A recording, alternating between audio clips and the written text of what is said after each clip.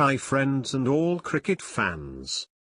This video is an update from the current World Cup game between Bangladesh and South Africa at the Oval. This video and info is very important for the campaign of all the teams in this World Cup. Seems that slow pace and spin may dictate at the Oval cricket ground. If the weather is dry, it may be good for scoring. However, spinners may dominate as scoring boundaries against spin will not be easy. The South Africa's team bowled first. They bowled short constantly in the 15 overs. Bangladesh were able to use the pace on the wicket and keep the score constantly at 6 runs per over throughout their innings. Bangladesh were able to accelerate in the last 5 overs to reach a high score of 330 runs. Bangladesh started well. South Africa bowled short and gave away a lot of boundary balls. South Africa were able to pull the rate down by picking up 2 quick wickets after the first 10 overs.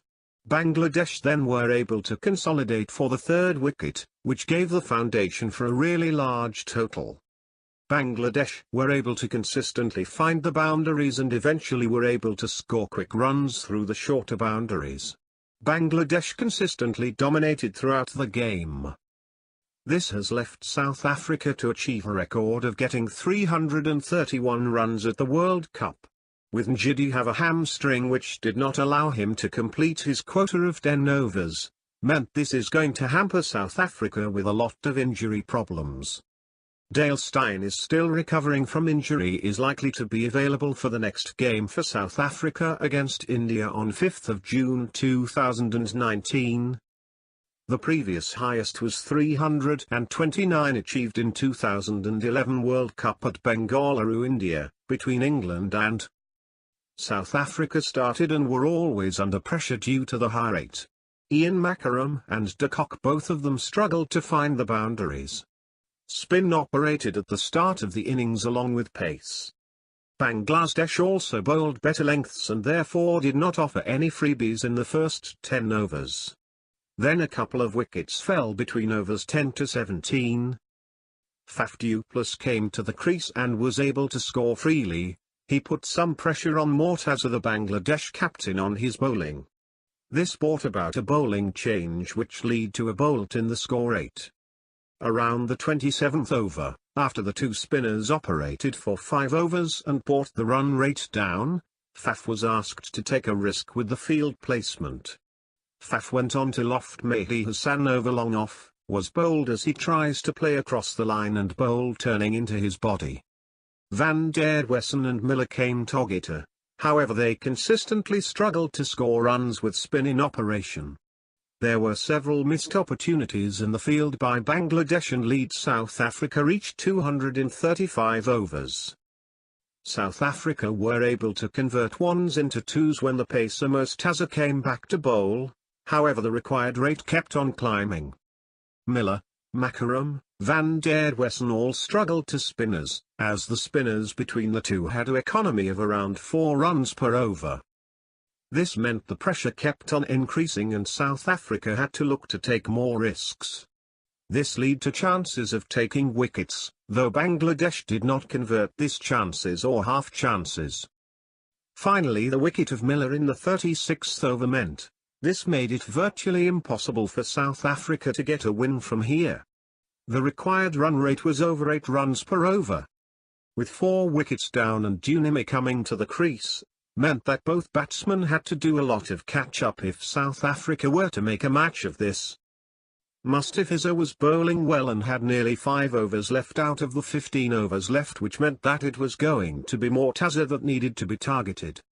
Van der Wesen was able to push the score a but in the 37th and 38th over, and was the only seen to be able to push the scoring rate after the departure of Faf.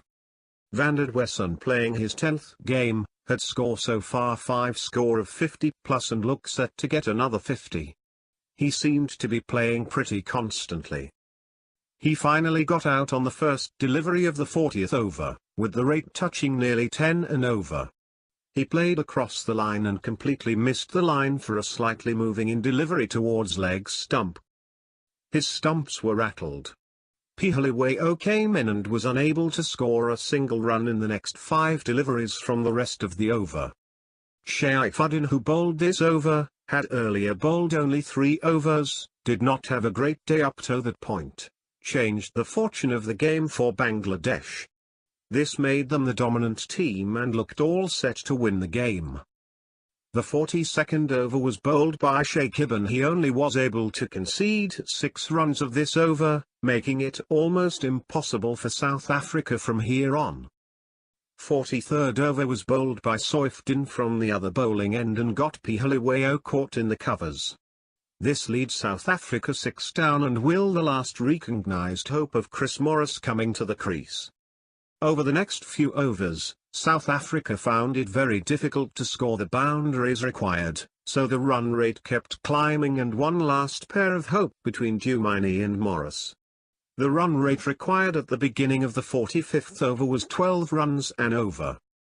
The last 5 overs South Africa required another 63 runs to get with more than 12.5 runs per over. Finally Morris was able to get the width to free his arms and hit Mustafizur to the boundary on the offside.